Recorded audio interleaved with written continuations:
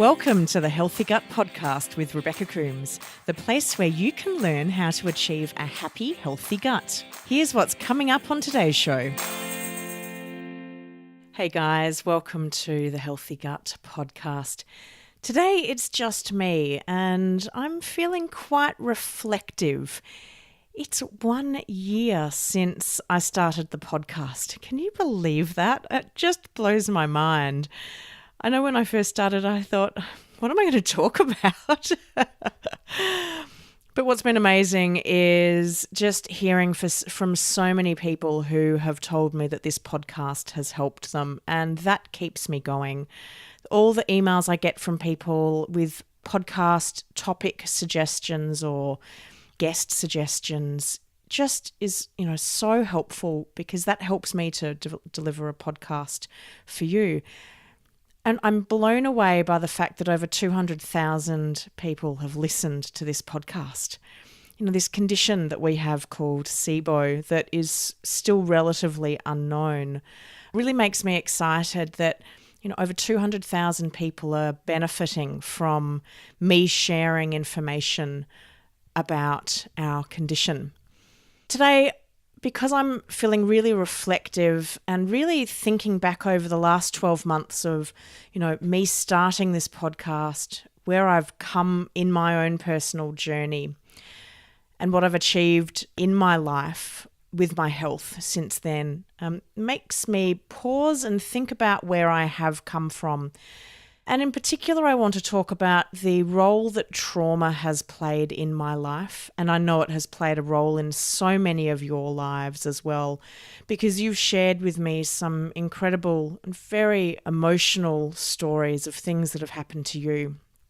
And I hope that by being really honest with you today and sharing my story, warts and all, that I am able to continue to help you through your journey. And listen to my story as it is. I'm not asking you to compare with your story or think, gosh, Rebecca's had it worse or better than me. It's just, it is what it is.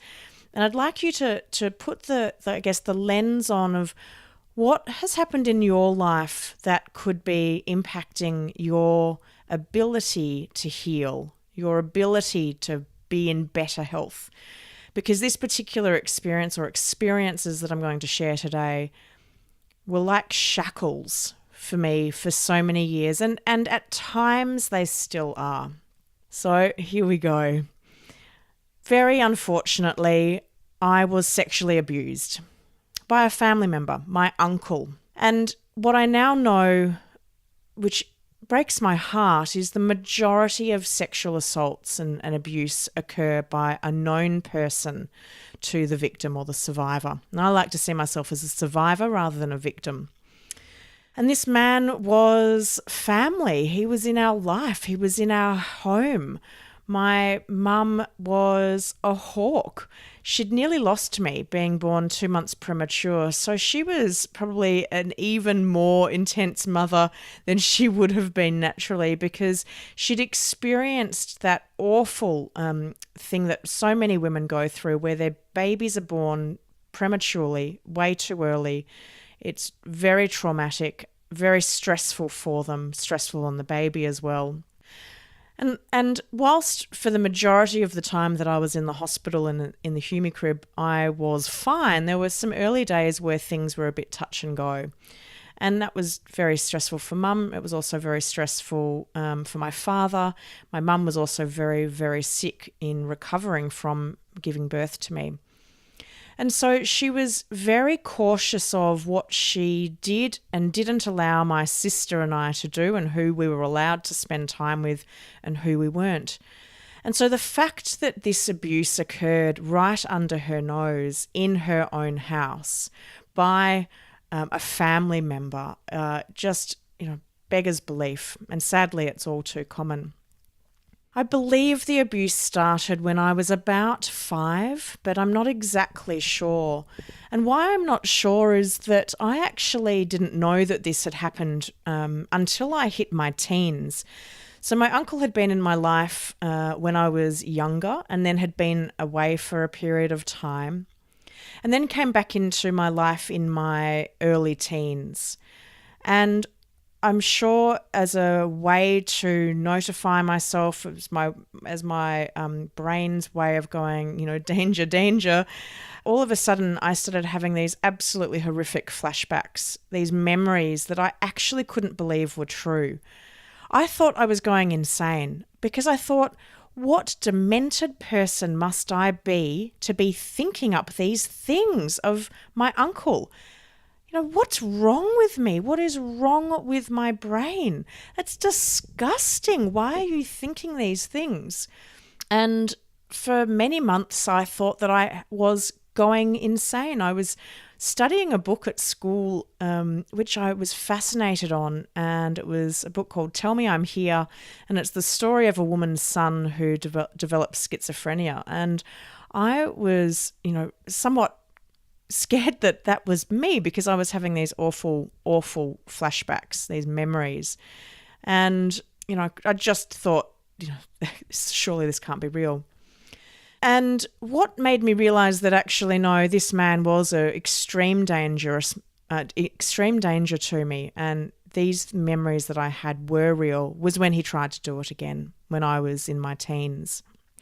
Luckily, he didn't get very far that time, but the simple act that he had isolated me, that he was trying to he did sexually abuse me. It was just a more milder version of sexual abuse than what he'd done previously. And there I was as a young teen, feeling exactly the same way that I had felt as a young girl, and then realised with horror that what those awful memories were that I had were real. They weren't imagined. It wasn't a case of schizophrenia. It was the fact that my uncle had systematically sexually abused me for many years of my life. That kind of awareness and reality causes enormous disbelief in oneself, not to mention the absolute loathing and hatred and disgust you feel, because only a disgusting person is someone that would have an adult male attracted to them. And then I thought, well, I must have done something to ask for him to do that. Maybe I somehow led him on. Maybe when I was a young girl and we were playing games that, perhaps he had seen my underwear and it was my fault that he had then gone on to abuse me. You start to really blame yourself. And I just internalized all of that emotion. I became very depressed. I had extreme bouts of depression to the point of suicide. I used to think about, well, how could I kill myself? I didn't want to do anything too painful because I have a really low threshold for pain in most areas other than my gut area, where I've had a lot of pain, and I think I've got quite a high tolerance to pain there. But I used to think, well, when I kill myself, I don't want it to be too painful because, I just want to go to sleep. And I used to think, well, how can I just go to sleep?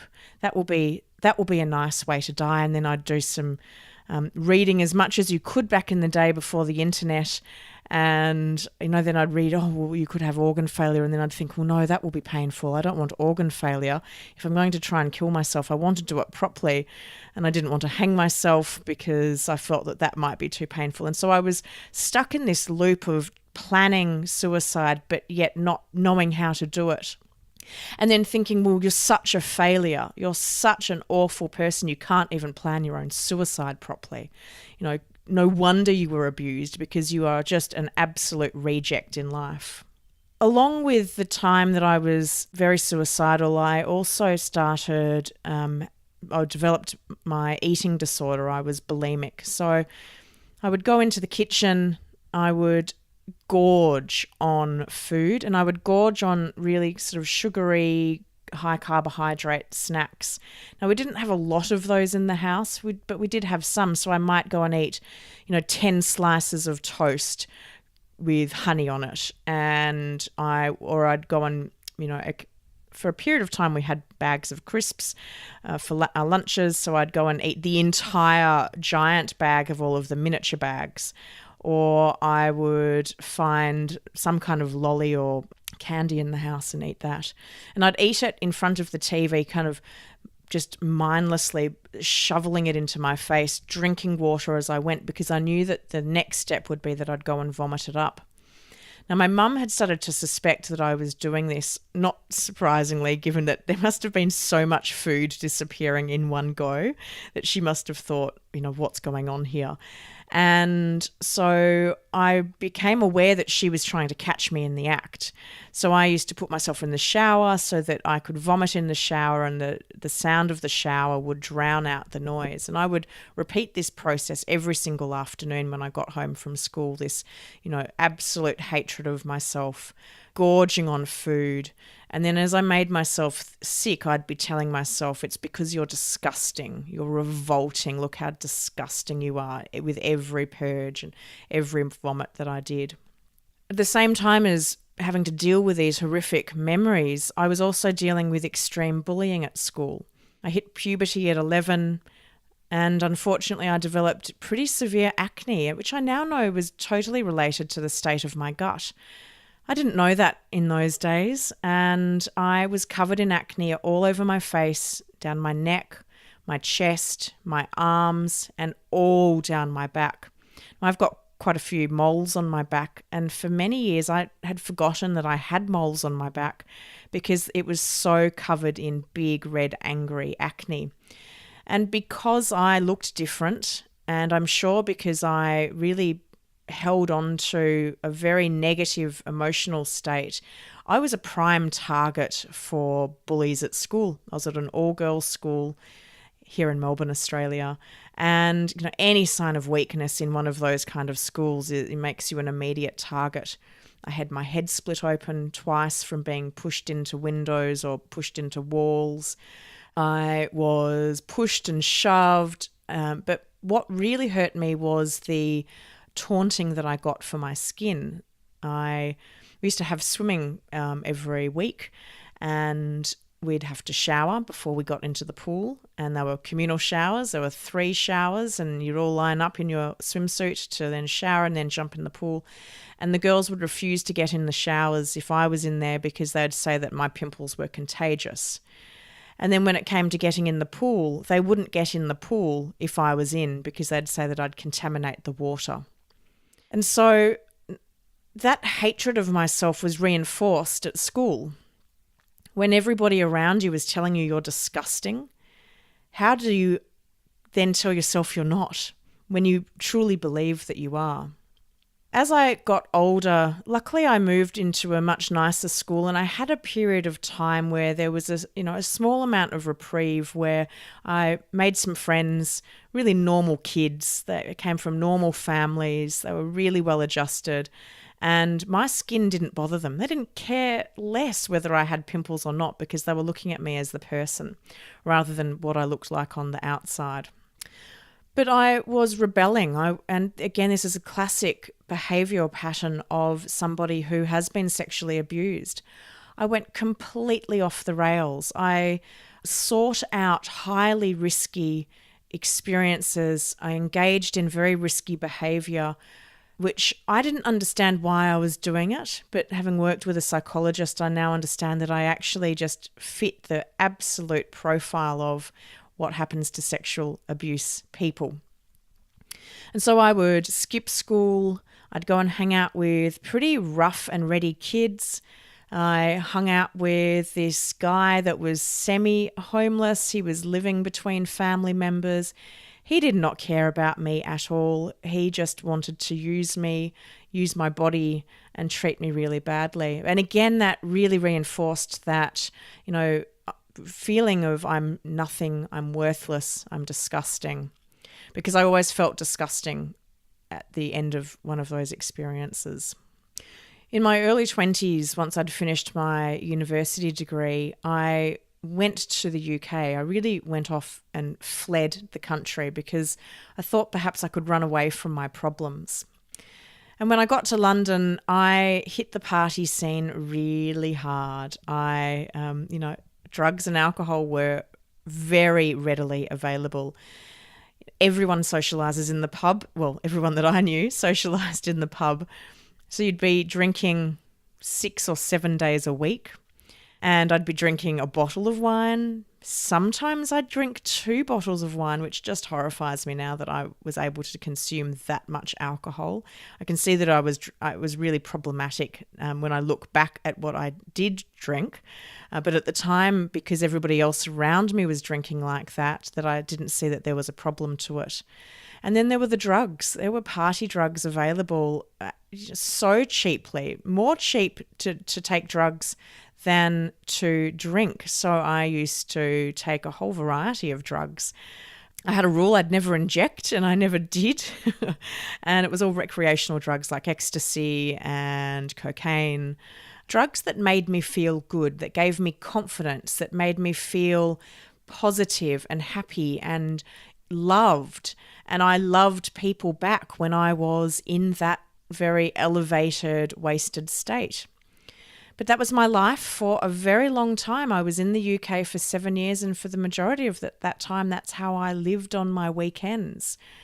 I fell into a relationship in my early days in the UK, and I fell madly in love with this English guy, head over heels in love. It was the first time I had felt that, just I would die for you, passion and love for him. And as happens, the love faded, and 2 years later we broke up. And it broke my heart, and because I had thought that I was going to marry this guy. And I just withdrew into myself. I look back and now, and I wish I could go back and say to him, I'm really sorry. I'm a pretty messed up woman that has not dealt with any of the trauma from my life, and you've got a really tough job on your hands. As the relationship was unraveling, I started to become quite suicidal again, and he used to come home, and I'd be sitting on the couch saying, I just want to die, there's no point living anymore, I hate myself, I hate my life, I'm not disgusting, I'm so ugly, I'm so fat, that very negative kind of mantra that I would just get stuck into, this awful cycle. But when we broke up, I just froze. I could not bear the thought of being touched by anybody, by a man, by a woman, by a friend, by anybody. I just could not bear it. And I was in this frozen state for over 3 years. And it was only towards the end of my time in London that I started to defrost, and I started to open my eyes again to potentials in life. Now, if you were to look at me at that time, you would never have known that that's how I was feeling, other than my very, very close friends that I shared that with. But for the rest of people that were spending time with me, they would have seen probably a really happy, fun, life-loving Rebecca just seizing it by both hands and running with it. But the reality on the inside was very, very different. Along with the trauma that I experienced with the sexual abuse, I've also experienced some other pretty significant trauma. When I was still at school, and at my final school, I was nearly raped. And again, given that I had this history of sexual abuse, I didn't do anything about it because I'd never done anything about it with my uncle. And I, couldn't believe that I had found myself in this situation again with this guy. He was the year beneath me at school. I was in my final year. He was the year beneath me. We were at this party at one of our friends' houses. There were a heap of kids there. And he managed to isolate me, drag me into a bedroom, force me onto a bed. And it was only because a friend of mine heard me screaming over the music, over all of the chatter, and he came into the room. He was half the size of this guy, and he managed to pull him off me, get me out of the room, and I really credit him for saving me from being raped by this guy. But I didn't do anything about it because I saw that it was yet more confirmation that I was disgusting and I was worthless. I didn't deserve to be treated well because I'd never been treated well by men. Here's the funny thing. Many years later, when I returned to Australia, I discovered that a colleague was his sister. Now, that was a perfect opportunity for me to say, you know what, your brother is a disgusting cretin of a human being, and this is what he did to me. But I didn't. I protected him.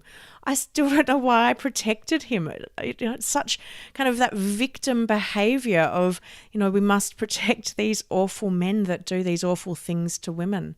But I didn't have the confidence in myself to believe that I had the power to stand up for myself, that I could make a difference. Along with that, I have had a near-fatal diving accident. I was scuba diving in the Blue Hole in Belize 4 years ago, and I nearly lost my life. I went into a final fight or flight mode where I literally fought with every final last ounce of breath down very deep underwater before I lost consciousness. And I really feel that diving accident was the final tipping point in my gut problems that forced my hand. It forced me to do something, because when I got back to Australia, I could not ignore what was going on with my gut for a moment longer. Along with the diving accident, I've talked about being bullied at school, but I was bullied in the workplace as well, in almost every job that I've ever had. I'm a strong-willed woman, even though I can often be very lacking in strength or confidence when it comes to reporting people that have abused me. But I am opinionated, I'm an intelligent woman, and whenever I had a female boss in the workplace, it was just like dynamite. And women can be incredibly cruel to one another, and unfortunately I got those bosses. And I remember when I first saw the Devil Wears Prada movie, and I thought, oh my gosh, how did they know that was my life in London? I worked in fashion, and it's a bitchy environment, guys, let me tell you. And I just would have these women say things like, "You're so stupid, Rebecca. I don't know how you even finished school. How did you even get a degree?" And I'd think, yeah, I am pretty stupid, aren't I? I'm an idiot. I'm the dumbest person you've ever seen. Now, I'm not dumb. I know now I'm not dumb. But back in those days, I really believed it. I would wake up in the morning and I would feel sick to the pit of my stomach at the thought of having to go into work to see that woman, that boss of mine. And I would try to make friends, and I did make friends in many of the jobs that I had, but I'd often hide the extent of the bullying that I had by my boss because I didn't want to burden anybody else with what was going on.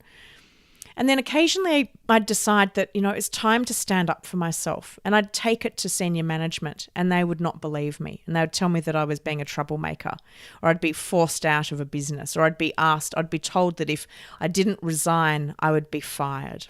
So again, all of this reconfirmation that I was not worthy, I was not relevant in people's lives, and I then again turned that into disgust, hatred, self-loathing. As I got older, my temper became quicker and quicker and quicker. I would find myself just losing it over really minute things.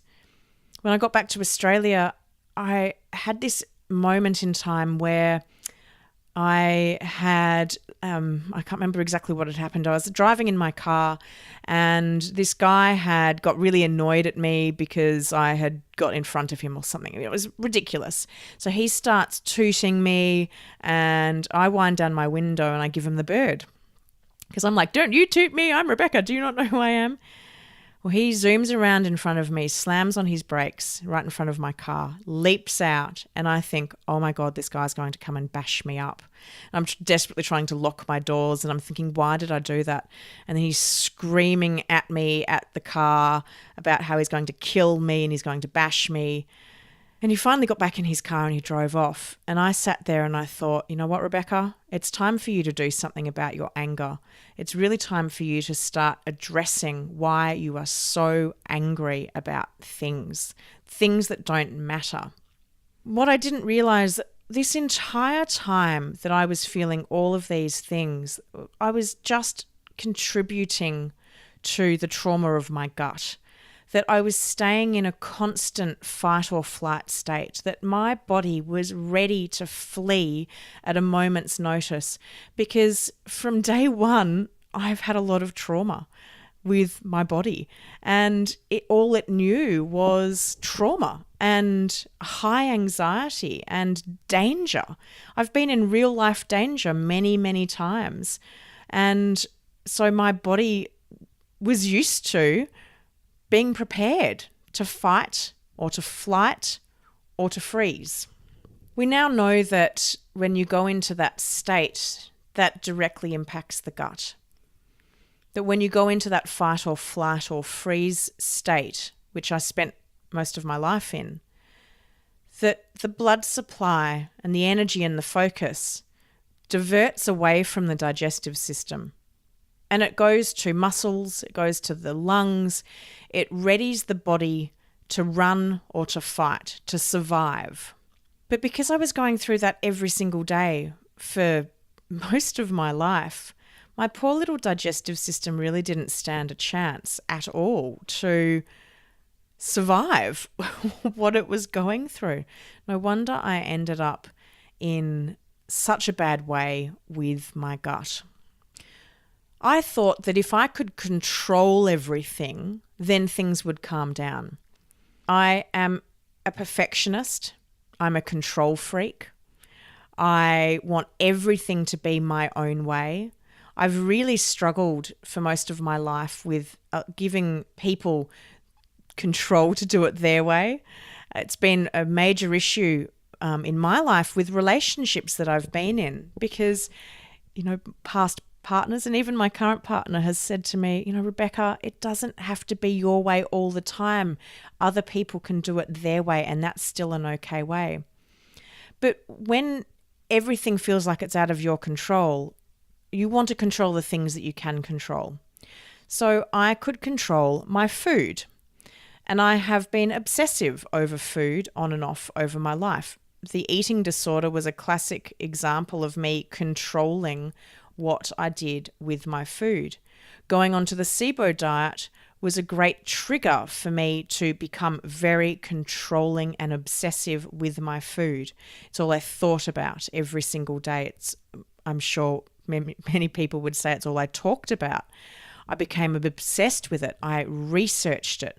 I wanted to know everything I could. I wanted to know what was right, and I wanted to know what was wrong, because I wanted to do it right. I didn't want to do anything wrong.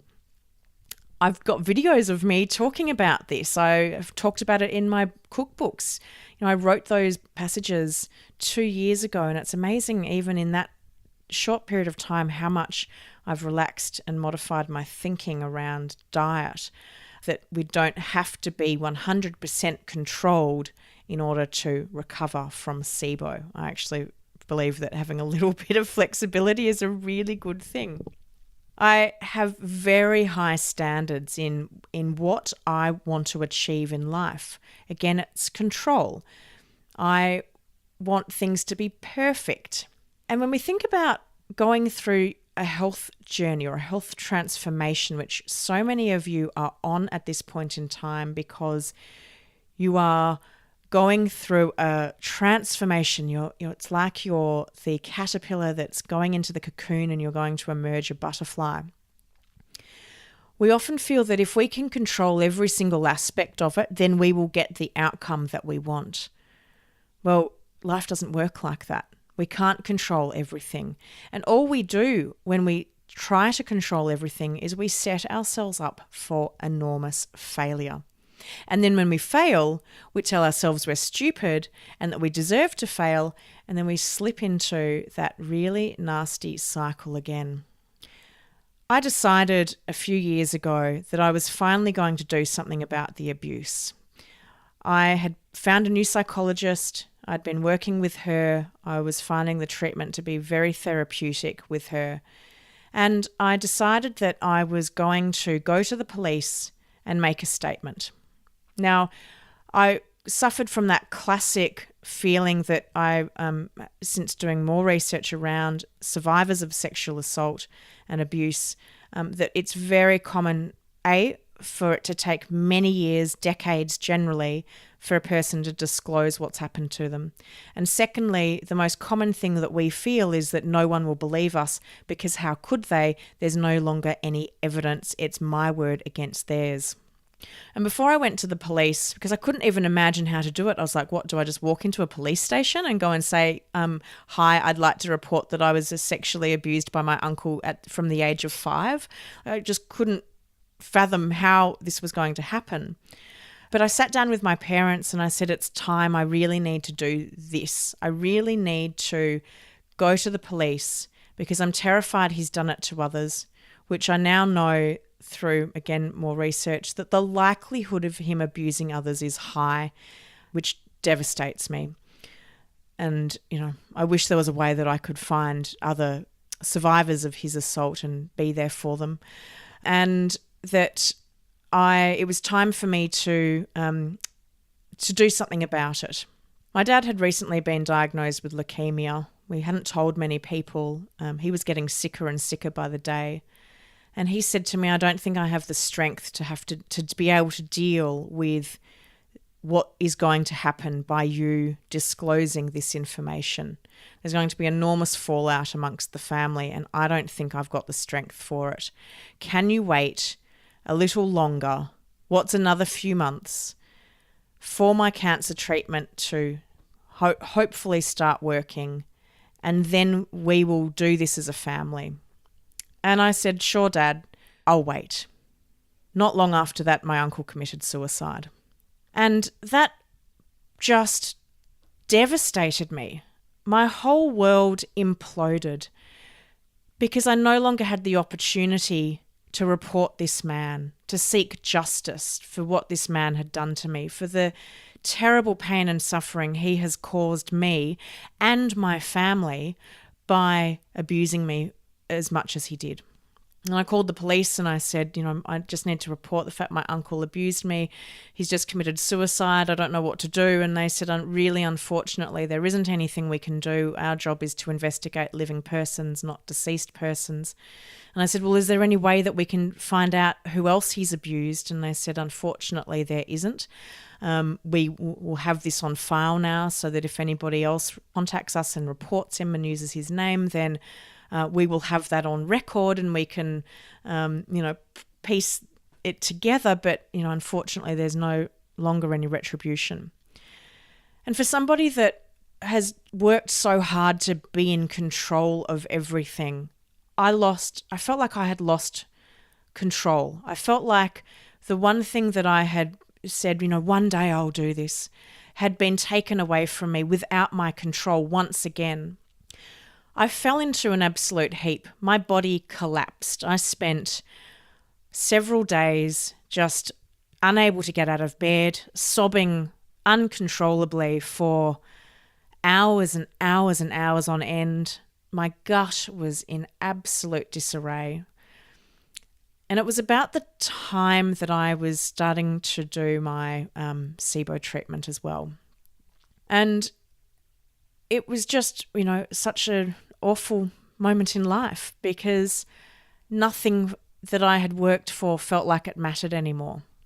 As I'm lying there, I was crippled in emotional pain, but also physical pain.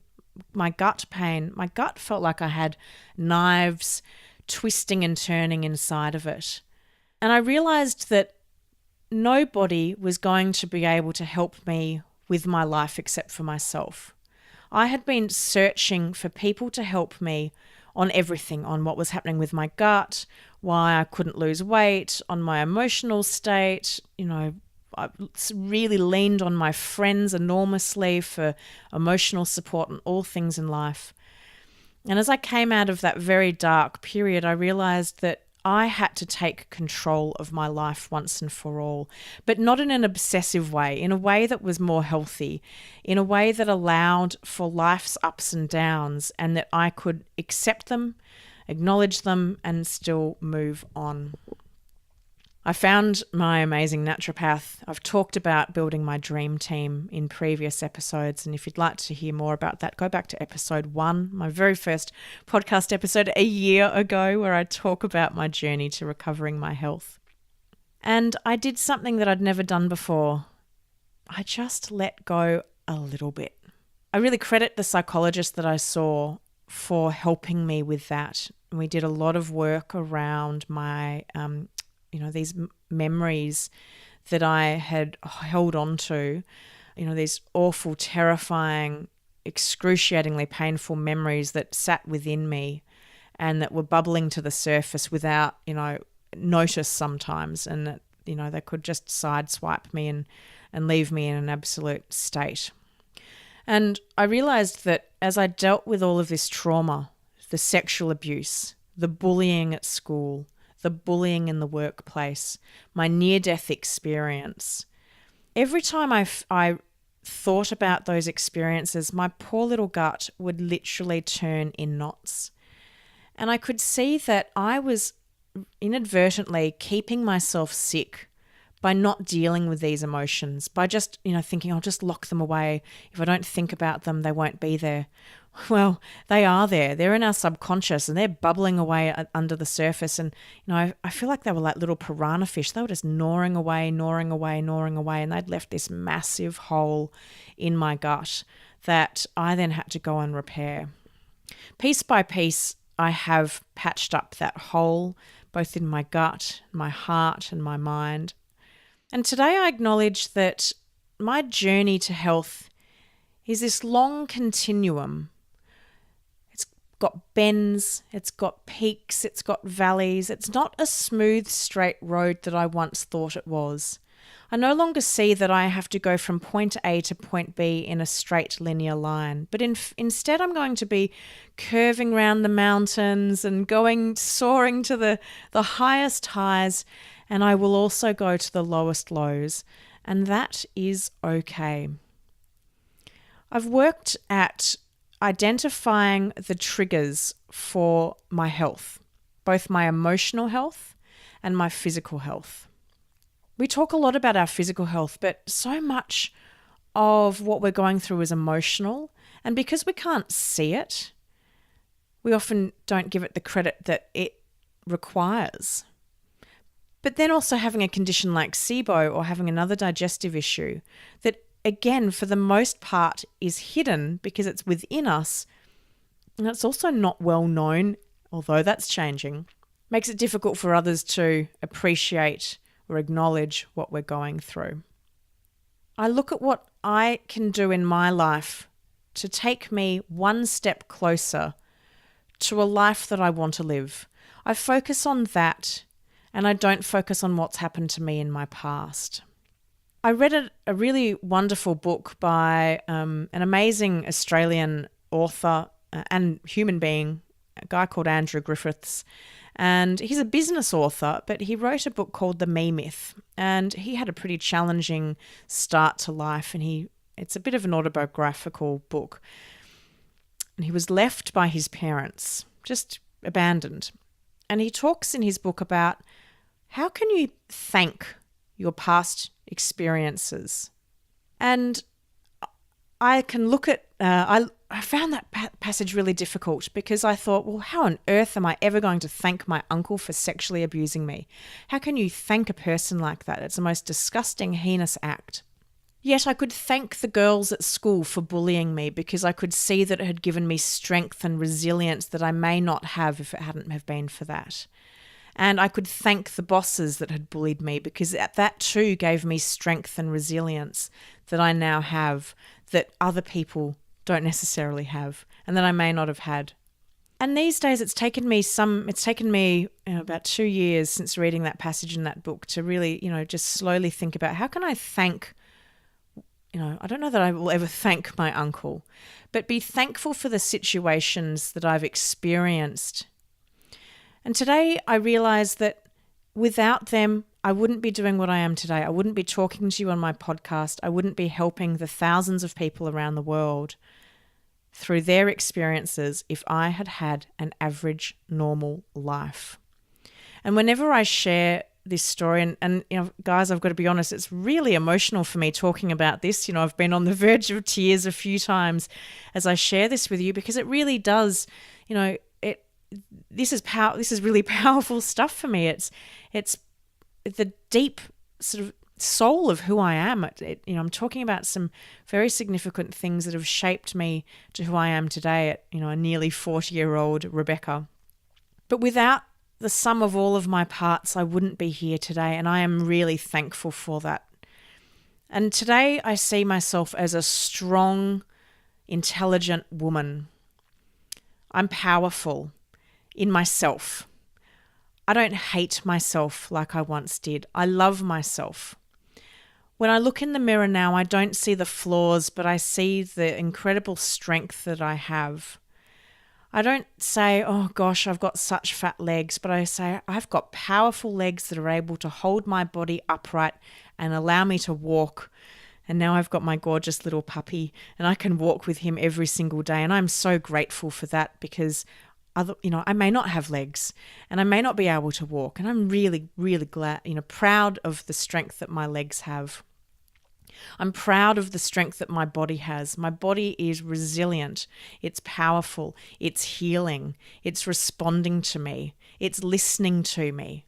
It's amazing what we can actually do when we start leaning back into ourselves and stop leaning out and running away from it.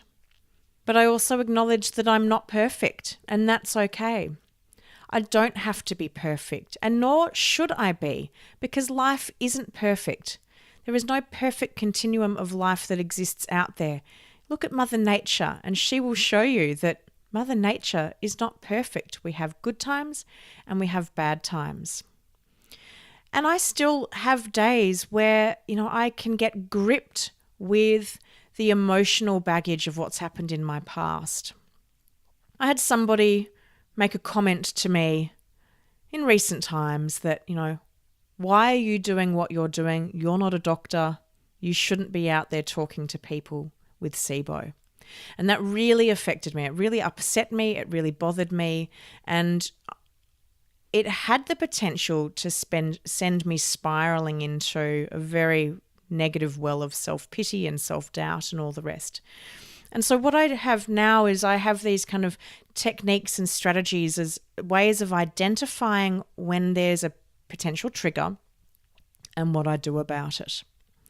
Now, for a long time, that was I'd go and see my psychologist, and we'd talk through what had happened and why I was feeling the way I was feeling and what I could do to change those feelings, and recognizing that was that person's problem, not my problem. And when somebody's attacking you, it's generally because you're hitting a nerve with them and they don't like it. It's more a reflection of their problem than your problem. And so now I know that there are certain triggers, there are certain people that I know are likely to trigger me. I have family members that I try not to spend too much time with because I know that they're a trigger. Their behaviour, their attitudes can set me off on a downward spiral. There are people in my life that were also capable of doing that. And when it comes to food, having been so obsessive with my food, and, I definitely can be quite controlled with my food, I now acknowledge that every now and then it's quite acceptable for me to bend the rules. And that's okay. I'm not going to get SIBO back because I bent the rules and I had a piece of sourdough bread from a bakery around the corner, which I adore, with fresh butter on it. It's the most amazing thing ever.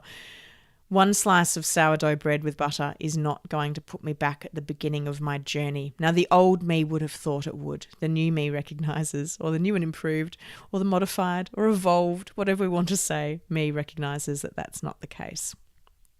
I no longer rely on other people to solve my problems. I am an amazing problem solver. I've demonstrated that to myself in the last 2.5 years since the SIBO diagnosis, since really it felt like my entire world changed. Everything in my world changed around the time I found out I had SIBO. It was incredibly painful and traumatic and emotional and stressful at the time, but my gosh, I'm so glad that that happened to me, because I'm such a better person for it. I'm in such a better place with my health for it. And I really thank the universe for delivering all of those things all at that one time, so that I was obviously ready for the change and transformation. But guys, these days I'm the one calling the shots. I'm calling the shots around my health. I'm calling the shots around, who I support myself with, who's qualified from a medical perspective. I call the shots on who I spend my time with. I want to invest in myself to be the best version of myself I can be. And the people that are around me, I want them to be doing the same. And if they're not, I'm sorry, but I'm not going to spend that much time with you. I might see you every now and then, but I am not going to be hanging out with you if all you're doing is dwelling on negatives, activities are self-sabotaging.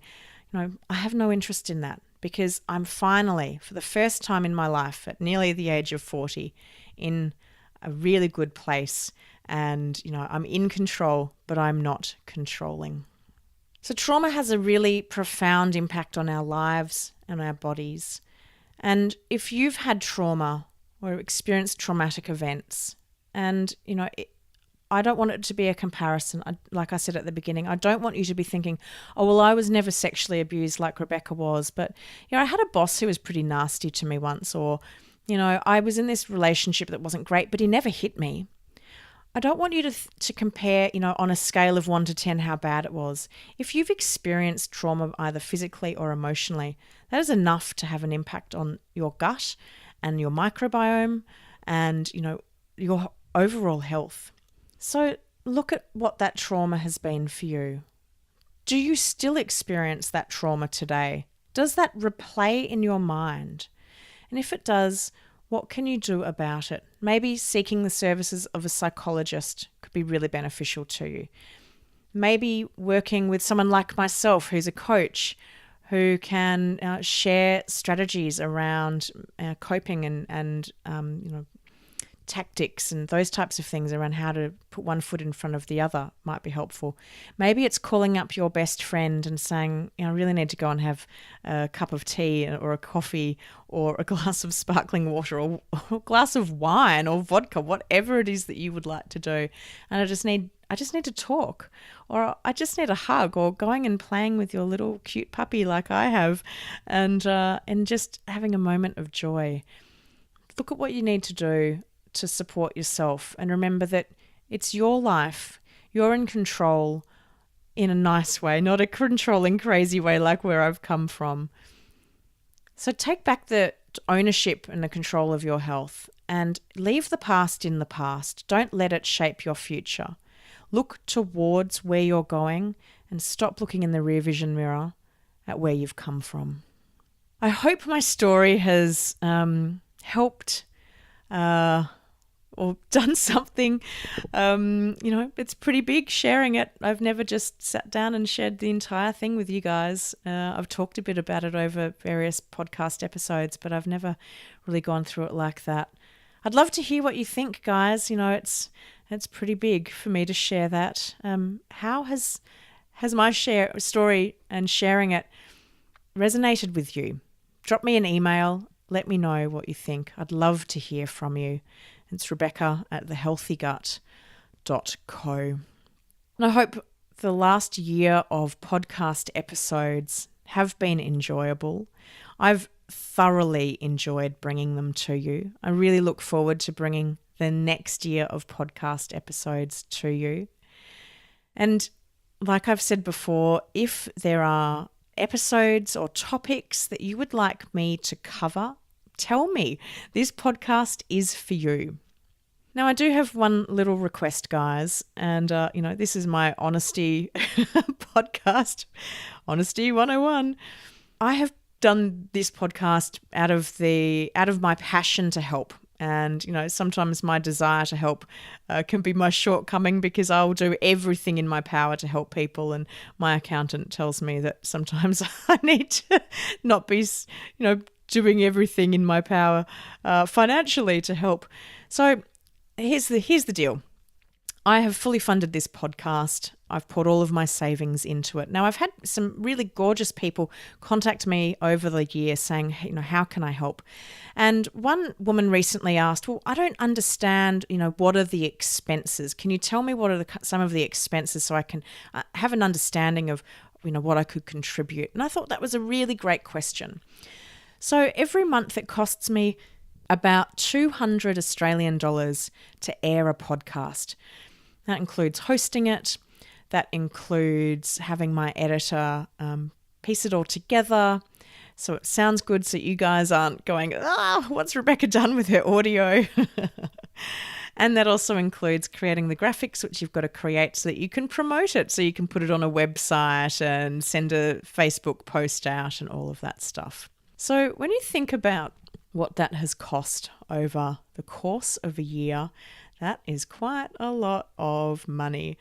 And it's just, it's about 2,500 Australian dollars. That's just come out of my pocket. And I don't know how much longer I'll be able to continue doing it if I don't get some support. So here's the thing. We've got over 200,000 people listen to this podcast. If every person contributed $1 to the podcast, we would be able to have this podcast go for years. And I'd probably be able to do more episodes more frequently. And that would make an enormous difference to me, being able to put that out to you every single week in, week out. I would love it if you could contribute even just a single dollar to the podcast. It helps, everything that comes in goes to the running expenses. And it means that I get to keep a podcast going for you to help you learn more about your condition. It is the number one podcast in the world on SIBO for SIBO patients. And I'd hate to see it disappear because I ran out of money. If you head to my website, thehealthygut.co/podcast, there's a button there that allows you to make a contribution to the podcast, and I would absolutely love it if you could do that. And if you'd like to get the show notes from today's episode, you can find them at thehealthygut.co/trauma. And like I have said before, and I'll say it again, I really do love connecting with you on the various social media platforms that I use. So come say hi on Facebook, Instagram, Twitter, YouTube, Pinterest, and Google+. We're everywhere. Just look for us under The Healthy Gut. I hope you've enjoyed today's podcast. Like I said, tell me what you think, guys. It really means the world to me every time I receive an email or a message from somebody from around the world. I'll see you next week. You've been listening to the Healthy Gut podcast with your host, Rebecca Coomes. To learn more about The Healthy Gut or our podcast, head to thehealthygut.co/podcast.